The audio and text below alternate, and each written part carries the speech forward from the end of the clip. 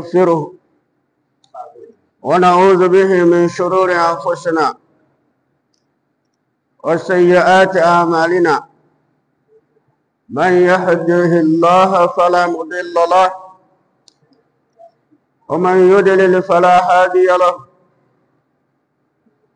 وأشهد أن لا إله إلا الله وحده لا شريك له وأشهد أن محمدا عبده ورسوله صلى الله عليه وسلم وعلى آله وأصحابته والتابعين لهم بالإحسان إلى يوم يبعثون يوم لا ينفع مال ولا بنون إلا من أتى الله بقلب سليم.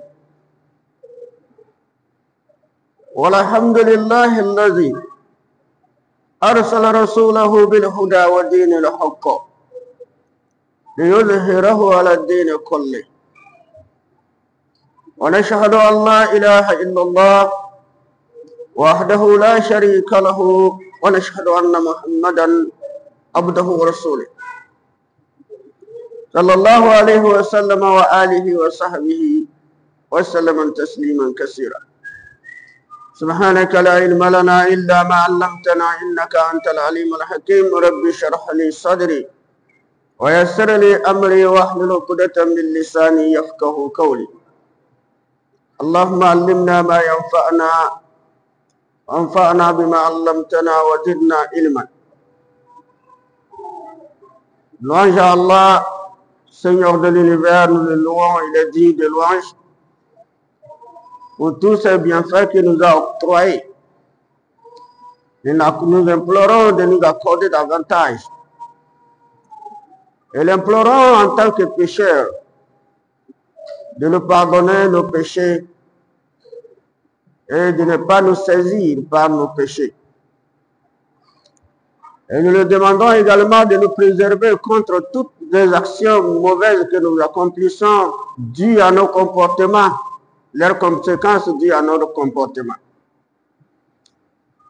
Celui qui Allah a guidé, personne ne peut l'égarer. Et celui qui s'égare, personne ne peut pouvoir le guider en dehors d'Allah. Louange à Allah, Seigneur de l'univers, qui a envoyé son messager avec la guidée, le Coran, avec son exhortation et son enseignement pour la lumière de l'humanité.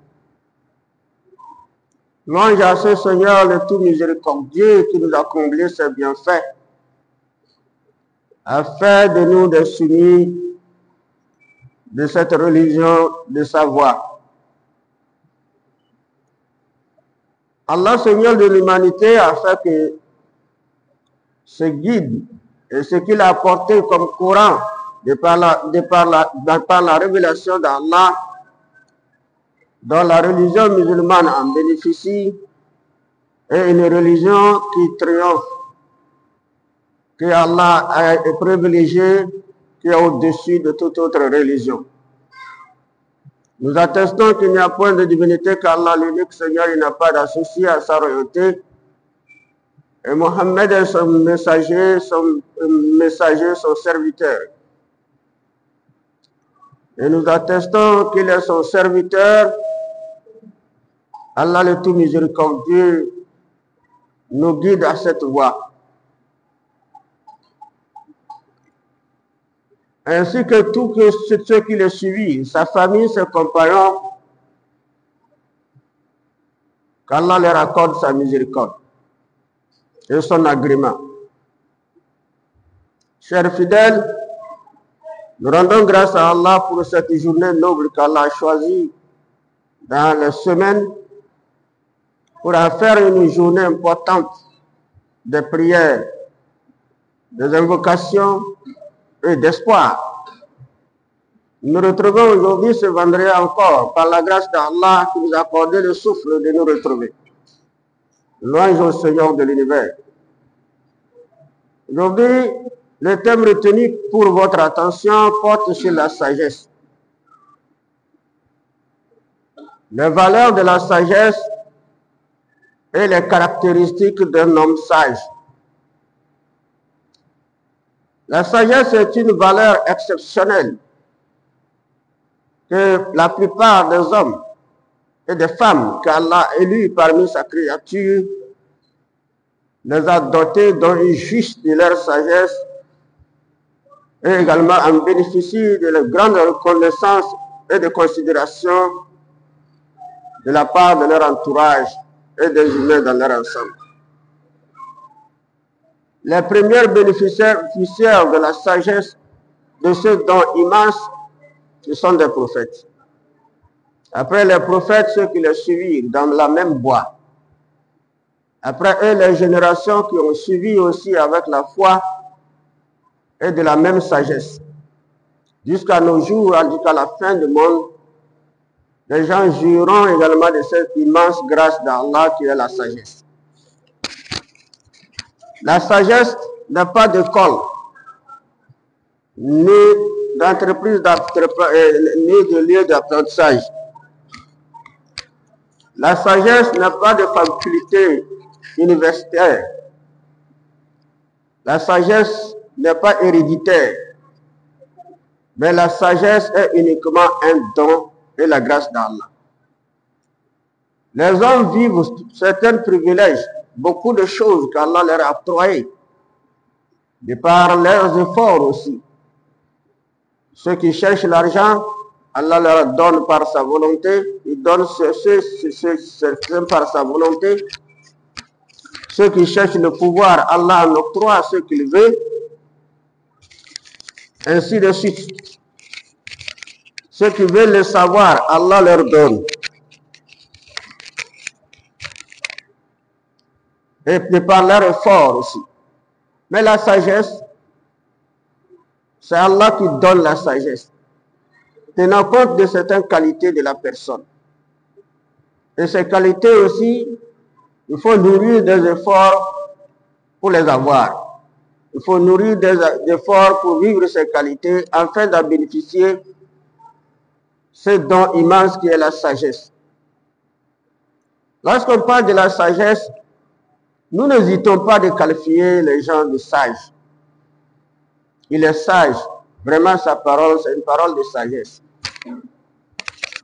Vraiment, ce qu'il a fait, c'est un acte de sagesse. Etc., etc. Mais cette sagesse, j'attire votre attention que cette sagesse se repose sur l'endurance. Parce que le fruit de la sagesse, c'est l'endurance.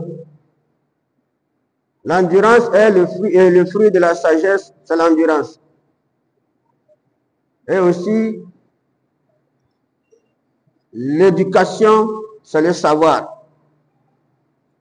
On ne peut pas devenir savoir si on ne s'éduque pas, qu'on ne cherche pas, qu'on n'apprend pas.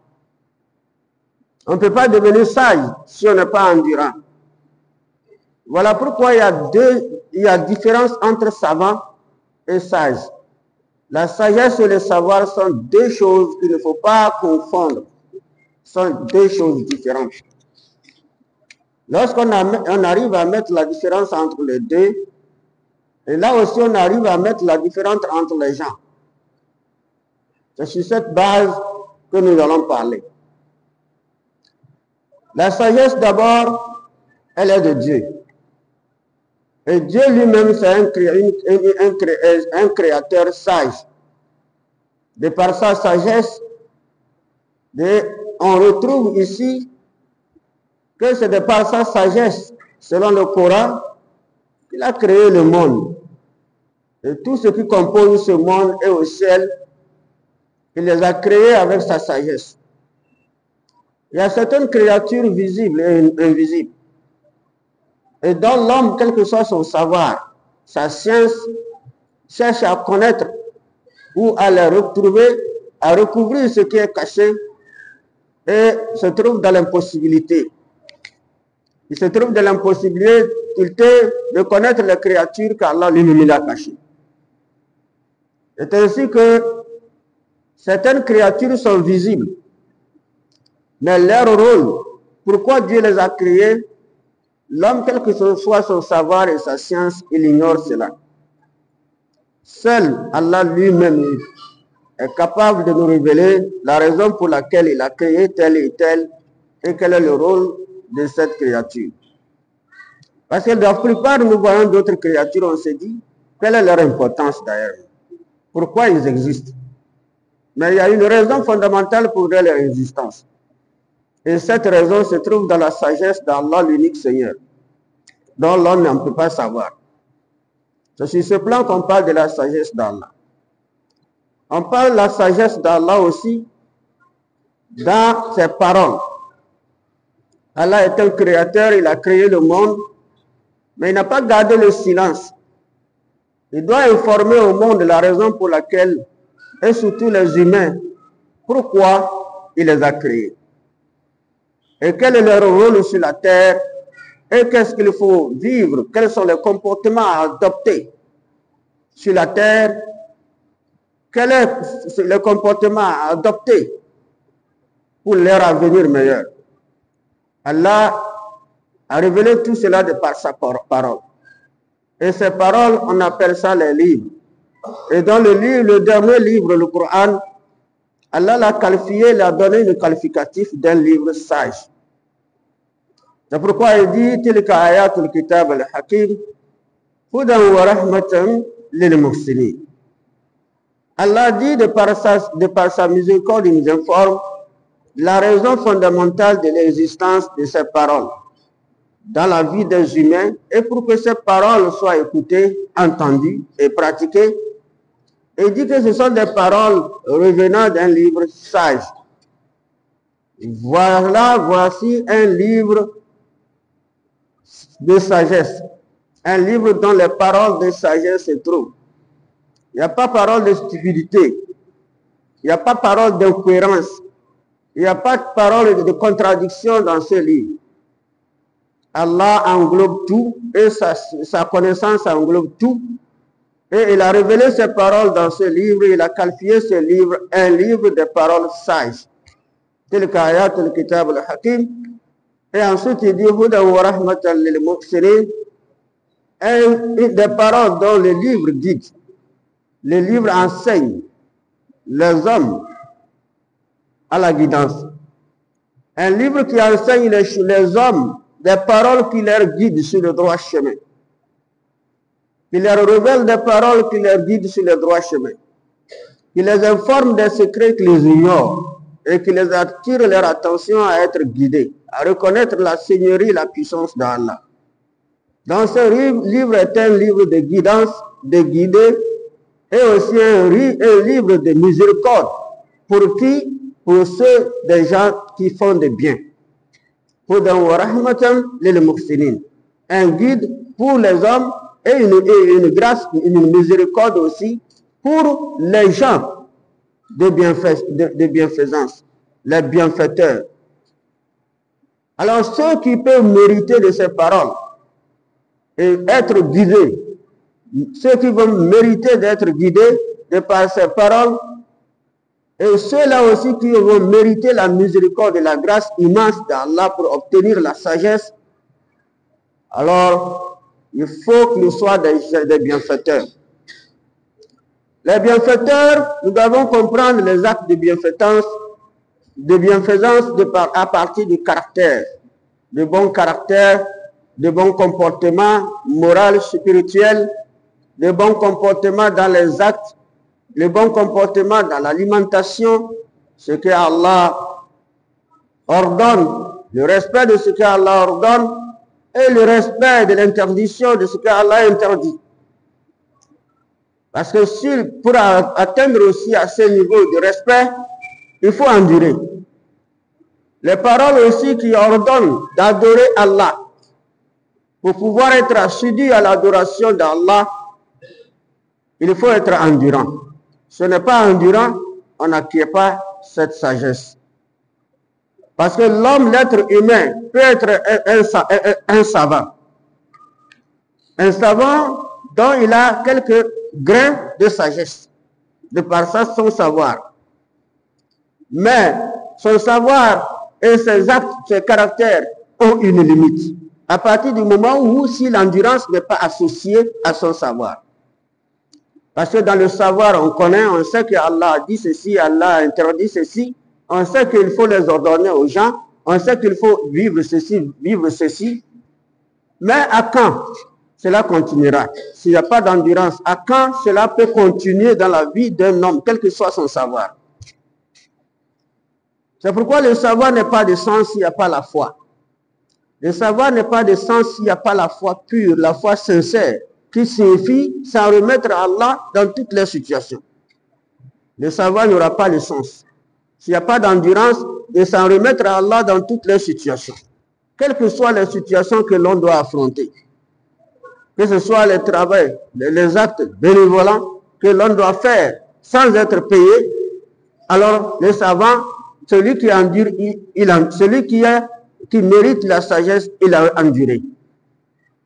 Parce qu'Allah a dit lutter dans le sentier, et Allah a dit lutter dans le sentier d'Allah.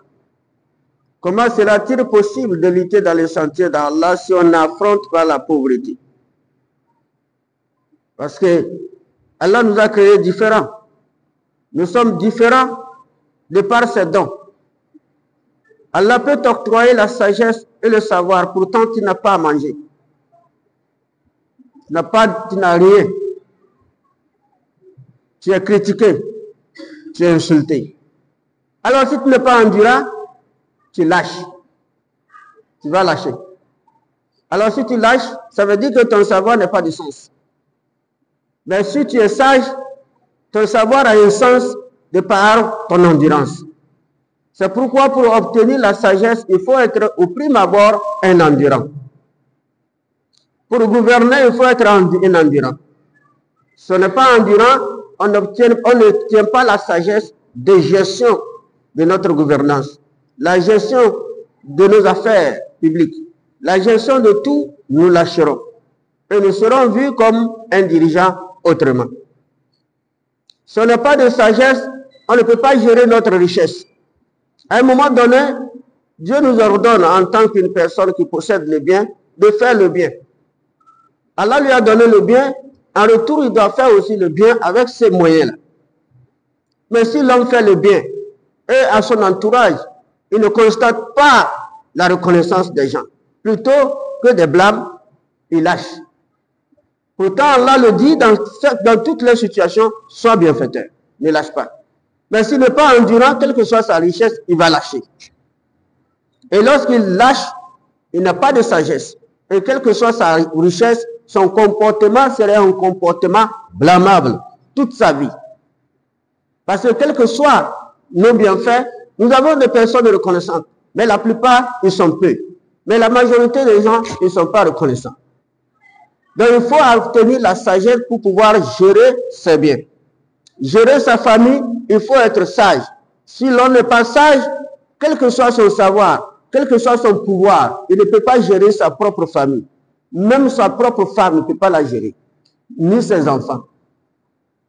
Il faut octroyer la sagesse provenant d'Allah avant cela. C'est pourquoi Allah nous a donné beaucoup de preuves relatives à cela. En commençant par la première bénéficiaire de la sagesse de par leur endurance, c'est les prophètes. Les prophètes, Allah leur a envoyés. La plupart, il a enrichi. La plupart. Suleiman alayhi salam, c'est un prophète. Allah lui a donné la prophétie, le savoir, la sagesse, la richesse, le pouvoir. Et même le pouvoir, pas seulement de commander les gens, mais le pouvoir de commander même les animaux sauvages. Les animaux sauvages les plus agressifs étaient sous son ordre, sous l'ordre de Suleiman. Alayhi salam, Allah lui a donné le langage des animaux. Les animaux parlent, il entend. Les fourmis parlent, il entend. Aucun prophète n'a arrivé à ce niveau. Mais qu'est-ce qu'il est arrivé, l'a amené à ce niveau, c'est l'endurance. Ce qu'il a vécu, l'expérience de la vie, l'a fait endurer. Allah lui a donné cette grandeur. Il y a beaucoup de prophètes qu'Allah a donné le pouvoir. Mais avant de l'atteindre, tel que Nabi Yusuf, avant de gouverner l'Égypte, il a vécu des situations très dangereuses, qui pourraient même traumatiser un homme normal. Mais l'endurance l'a entraîné à cela. Et lorsqu'il est arrivé à l'endurance, Allah lui a donné la sagesse de gouverner. Aucun gouvernant au monde n'a été comme Anabi Yusuf. Aucun. Jusqu'à la fin du monde, on n'en trouvera pas. Quelqu'un qui a géré le public, son public, les biens, comme Anabi Yusuf n'existe pas et n'existera pas jusqu'à la fin du monde, dû à son endurance. Et parmi l'endurance, il a aussi le savoir. Si on prend le cas d'Anabi Ibrahim alayhi salam, lui, c'était un enfant, mais il avait déjà la certitude qu'il existe un seul Dieu. Et que ce que fait son père et son peuple, ce n'est pas Dieu. Il avait une certitude, mais sans savoir, sans sagesse. Il n'y avait pas de savoir ni de sagesse. Mais à son tendre enfance, à partir de 10-12 ans déjà, il exhorta à son père et attirait l'attention de son père que mon père, ça ne peut pas être Dieu. Je ne suis pas sûr. Comment Dieu peut être différent? D'autres c'est cailloux, d'autres c'est l'arbre, d'autres c'est les animaux, d'autres c'est les étoiles, d'autres c'est le soleil. Comment Dieu peut être dispersé comme ça? Et qui a créé le monde et ce soleil? Et il subissait vraiment des tortures, des injures, des dénigrements, des malédictions venant des bouches des gens. Mais dans son tendre enfance, il endura. Mais durant son endurance, il atteint l'âge qu'il sent qu'à son âge, il a un âge physique, pouvoir même se défendre, même si on veut l'agresser maintenant. Mais est-ce que l'agression est bonne? Est-ce qu'en tant que quelqu'un qui cherche à guider les gens, il va chercher à se défendre par l'agressivité? Non. Il faut quelque chose. Et cette chose-là, il faut la sagesse. Et cette sagesse-là, il n'avait pas. Il a demandé à Allah, parce qu'il sait que ça, c'est Allah qui donne. Il n'y a pas une école pour aller fréquenter ça. Il n'y a pas une famille qui éduque ça. Il n'y a pas un héritage pour ça. Il faut demander. C'est uniquement c'est Allah qui donne. Parce qu'il avait déjà la leçon, il avait déjà l'espoir, et seulement les intuitions, que les prophètes qui les ont précédés, tels qu'Adam, Idriss, etc., Nabi Nuhu, c'est la sagesse qui les a guidés et guidé leur peuple. Ce n'est pas leur savoir, ce n'est pas leur prophétie. Et de par ça, Allah lui a donné la sagesse de pouvoir se défendre sans agressivité, de pouvoir se défendre verbalement, de pouvoir se défendre sur tous les plans, jusqu'à ce qu'il a construit ce monde-là avec le monothéisme, à Tawhid, avant de quitter ce monde. Anabi Ibrahim alayhi salam. Et dans ce contexte, il dit, Rabbi habli hikma wa ilma. Il dit, oh Allah, dans cette situation que je suis, ni ma force physique ne peut pas me défendre. Même si j'arrive à me défendre avec l'agressivité, si je réponds au mal par le mal, pour me défendre, je défends mon physique. Mais je ne défends pas maintenant ta religion. Pour pouvoir défendre ta religion, il faut appliquer l'art de sagesse. Donne-moi la sagesse, ainsi que donne-moi le savoir. Ça veut dire qu'il a demandé deux choses. Il n'a pas accumulé. Il y a différence entre sagesse et le savoir. Ça nous attire notre attention de par ce verset qu'il y a la différence entre sagesse et le savoir. Rabbi habli hikma wa ilma. Donne-moi la sagesse, ainsi le savoir. Allah lui donna. Et sachant qu'avec le temps, de par sa vision, de par sa sagesse, sachant que le monde évolue, et avec la fin du temps, il y en aura vraiment des troubles. Les troubles dus au matérialisme, les troubles dus également au savoir négatif, à la science négative. Les savoirs dus également aux actes de l'homme très dangereux qui bouleversera le monde. Il faut un guide capable de le faire. Et il a jugé, il a vu que dans sa descendance, dans ses fils, il y en aura cet homme. Mais cet homme-là, il faut que Allah lui donne ce qui est comme un outil de pouvoir défendre vraiment cela. De pouvoir éliminer le monde en dépit de la perversion du monde. En dépit de toute situation d'agressivité et d'ambition matérielle qui entoure les hommes, de pouvoir illuminer ce monde en dépit de l'existence du mal. Et après lui, les prophètes ont suivi. La demande d'Anabi Ibrahim ne les visait pas. Après eux, après lui, il y a Anabi Moussa, Anabi, etc., Anabi Yusuf, etc., jusqu'à les derniers. Les derniers n'étaient pas connus. Chaque fois qu'un messager vient, il y en aura un messager qui va venir. Et enfin, la chaîne de la prophétie est conclue par un prophète dont après lui, il n'y en aura pas d'autre prophète. Il s'agit de Mohammed seulement. C'est pourquoi Anabi Ibrahim a dit Rabbana wa ba'ath fihim rasulan minhum yatlu alayhim ayatika wa yu'allimuhum al-kitaba wal hikma wa yuzakkihim innaka antal azizul hakim. Et reconnaît que le premier sage et qui peut octroyer, partager cette sagesse et même l'octroyer à celui qui lui demande, c'est Allah. Et dit Allah à la fin du temps, tu sais ce qui se passera, plus que moi. Il faut une personne vraiment capable. Et ces outils qu'il faut lui donner, tu as donné les gens les livres, tu as donné les prophètes, tu m'as donné le livre, tu as donné à ceux qui m'ont suivi, ma descendance.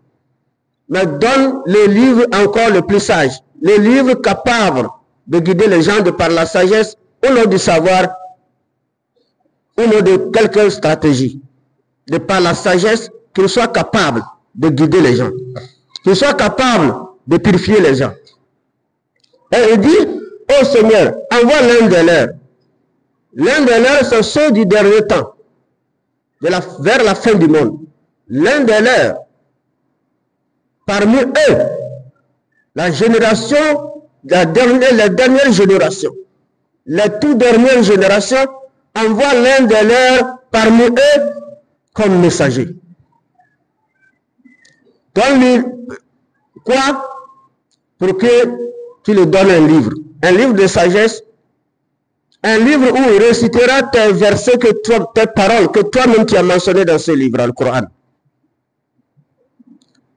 Et ainsi, le livre qui serait un moyen pour les guider sur le droit chemin.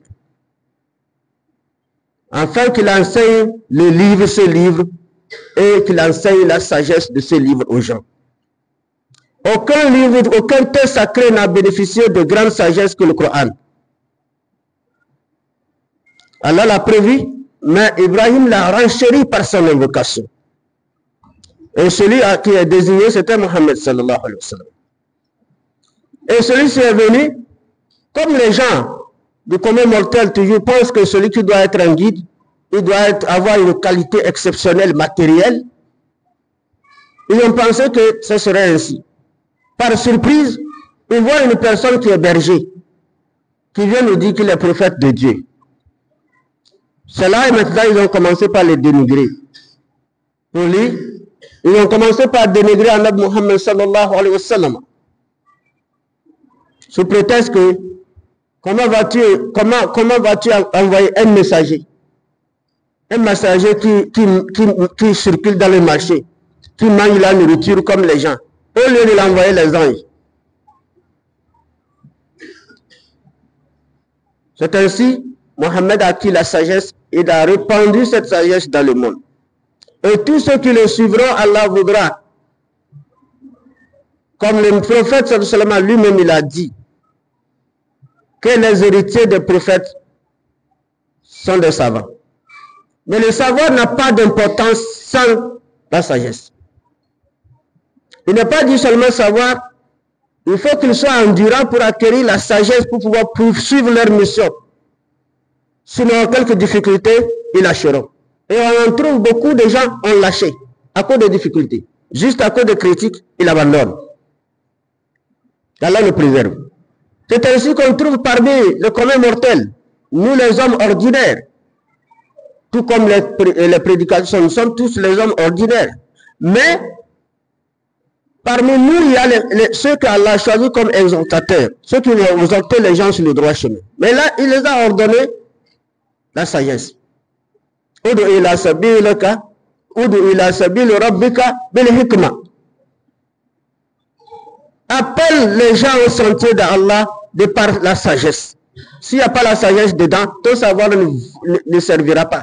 Tu vas réciter des milliers de versets, des milliers de hadiths du prophète, mais tu ne peux pas les convaincre. Parce qu'il n'y a aucune sagesse pour pouvoir maîtriser leur esprit, leur volonté, et ce que maîtriser un certain nombre de choses qui entourent la société. Qui va foutre à tout en l'air. Qu'Allah nous préserve, qu'il nous guide. Et parmi les gens, il y a qui n'ont ni savoir, mais qui ont la sagesse. Et Allah aussi les a privilégiés. Parmi eux, il y a les pères de famille. Alors, être sage, ce n'est pas l'âge. Être sage, ce n'est pas le savoir. Être sage, c'est un don. Donc, c'est pourquoi on peut trouver un vieux, on dit, que lui, c'est un vieux stupide. Regarde ce qu'il fait. Lui, là, il ne vaut rien même. Il a un vieux de 70 ans, regarde ce qu'il fait. Ça veut dire qu'il n'y a pas de sagesse. Le comportement est hors sujet, hors nature. Il parle, on dira que c'est un enfant. Il agit dans la rue, on dira que c'est quelqu'un qui... Or, c'est un père de famille. Aucune sagesse. Mais l'autre, on le qualifie de sagesse de par sa justice. De par son équité dans la justice. Quelle que soit ta raison, quelle que soit ta raison ou ton défaut, il ne prend pas parti. Il est là pour la justice. Tu es ta femme, tu es en erreur, tu n'as pas raison.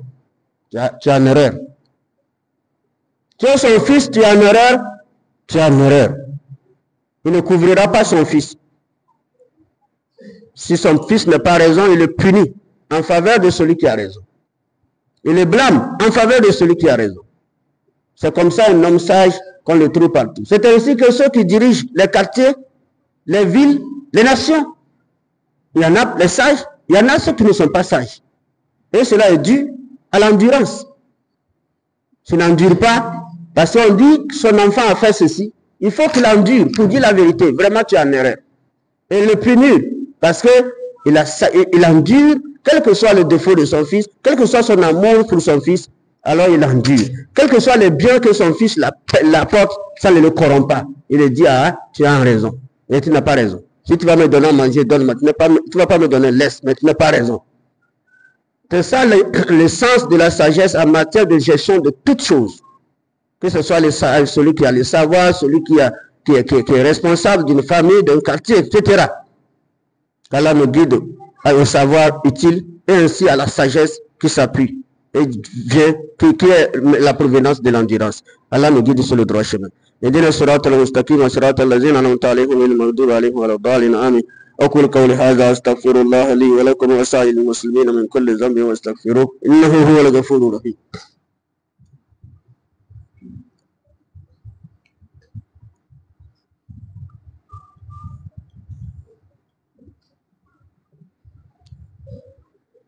الحمد لله رب العالمين والصلاة والسلام على لا نبي بعده إلا محمد وآله وصحبه وسلم تسليما كثيرا.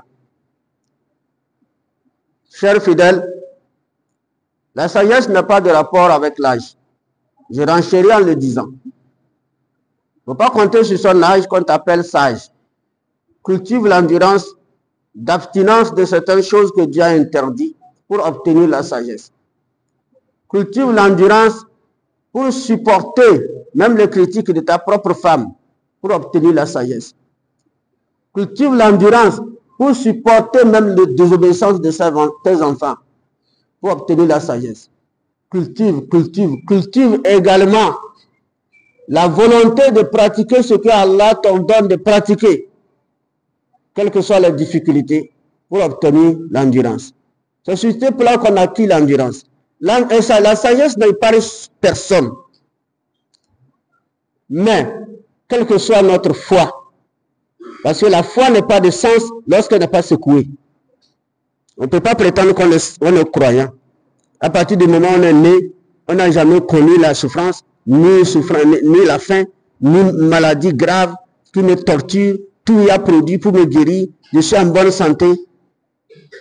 Ça ne signifie pas que j'ai la foi. Il faut maintenant goûter une maladie dure qui va te secouer. Les produits n'arrivent pas. On te traîne partout. Et là, on verra si tu as la foi. Il faut goûter ça. Il faut goûter la faim si vraiment tu as la foi. Il ne faut pas vivre d'une vie aisée et penser que tu as la foi. Il ne faut pas vivre une vie aussi sans menace de ta famille, de ton entourage, de ton voisinage, sans vivre une endurance et prétendre que tu es patient. Jusqu'alors, tu n'as pas la patience, tu n'as pas l'endurance. C'est ce que nous devons comprendre. Donc, il faut vivre tout cela, accepter tout cela. Cela forme partie de la vie et Allah te donne la sagesse. Et lorsque tu trouves la sagesse maintenant, tu vis bien, tu vis heureux. Aucune agression ne te secoue. Aucune faim ne te bouleverse. Aucune maladie ne t'amène pas à avoir des idées sur cette personne qui m'a fait, d'autres parce que c'est moi, j'avais dit comme ça à la mosquée, c'est eux qui m'ont fait, maintenant je suis malade. Non. C'est ça la foi. Qu'Allah nous préserve. Allah nous guide sur le droit chemin. En tout cas, le prophète Youssouf, dont j'ai parlé, Allah a dit à propos de Annabi Youssouf. Annabi Youssouf, il était quelqu'un aimé par son père. À cause de quoi? À cause de son comportement, pas sa sagesse. Il n'avait pas d'abord de sagesse. Je vais vous expliquer ça. D'autres prophètes, leur cas, je vais vous expliquer. Et maintenant, après la prophétie, quels sont les bénéficiaires de la sagesse? C'est ceux qui endurent les actes, les injures, les menaces, les critiques, la faim, la privation. Et Allah a trouvé parmi son peuple Luqman. Il a trouvé Luqman. Luqman, c'est un élu de Dieu simplement. Dieu l'a choisi seulement. Il n'est pas venu avec un livre, ni une prophétie, ni comme un message de Dieu. Mais grâce à son attitude d'endurance, de par ce qu'il a enduré, Allah lui a donné quoi? La sagesse. Et il a utilisé cette sagesse-là pour éduquer son propre fils. Par les exhortations de conseils qu'il prodiguait à son fils. Inch'Allah, le vendredi passé, nous allons voir ça dans la deuxième partie de ces thèmes relatifs, les valeurs de la sagesse et les caractéristiques d'un homme sage. Ne dis jamais telle personne est sage, alors qu'il n'y a pas ces caractéristiques sur lui. Ne dis jamais un homme est sage si tu ne remarques pas qu'il a vécu une vie difficile, il a supporté. Et quel que soit ce qu'on le fait, il supporte. Quel que soit ce qu'on le fait, il accepte. Il vit avec les gens le détestent. Les gens parlent mal de lui. Il entend, mais il fait semblant de ne pas entendre. Et là, maintenant, il vit avec eux jusqu'à ce qu'eux-mêmes se rendent compte qu'il n'est pas mauvais. Nous nous sommes trompés. Ça existe ou pas? Mais chaque fois tu agis, chaque fois tu agis. Alors, même si tu es savant, ton savoir n'est pas de sens, n'est pas reposé sur une base solide. Quel que soit ton âge ne se repose pas sur une base solide pour supporter les cas. C'est pourquoi nous allons revenir sur le vendredi prochain et donner l'histoire de Luqman et les exhortations qui forment partie des caractéristiques d'un homme qu'on peut qualifier sage. Tout est énuméré, beaucoup sont énumérés, disons, quelques-uns sont énumérés dans la sourate Luqman. Qu'Allah nous facilite ce jour et nous donne la santé de nous retrouver en bonne santé, en bonne compréhension. Parce qu'une personne sage comprend beaucoup de choses et il admet tout ce qu'il comprend. Mais une personne qui n'est pas sage, elle ne comprend rien. C'est la différence aussi. Donc il faudra qu'on reparle de ça, la sagesse. Allah nous facilite ce jour, qu'il nous préserve contre l'égarement, qu'il nous préserve contre la stupidité, qu'il nous préserve contre également le dépassement dans la colère, dans les réactions, le désordre moral et spirituel dans notre vie, ou l'injustice même dans nos familles et dans la société. ربنا افتح بيننا وبين قومنا بالحق وأنت خير الفاتحين. ربنا عليك توكلنا وإليك أنبنا وإليك المصير. ربنا لا تجعلنا فتنة للذين كفروا واغفر لنا ربنا إنك أنت العزيز الحكيم. ربنا أتمم لنا نورنا واغفر لنا إنك على كل شيء قدير. فاتر السماوات والأرض أنت ولينا في الدنيا والآخرة. توفنا مسلما وألحقنا بالصالحين. سبحان ربك رب العزة عما يصفون وسلام على المرسلين والحمد لله رب العالمين.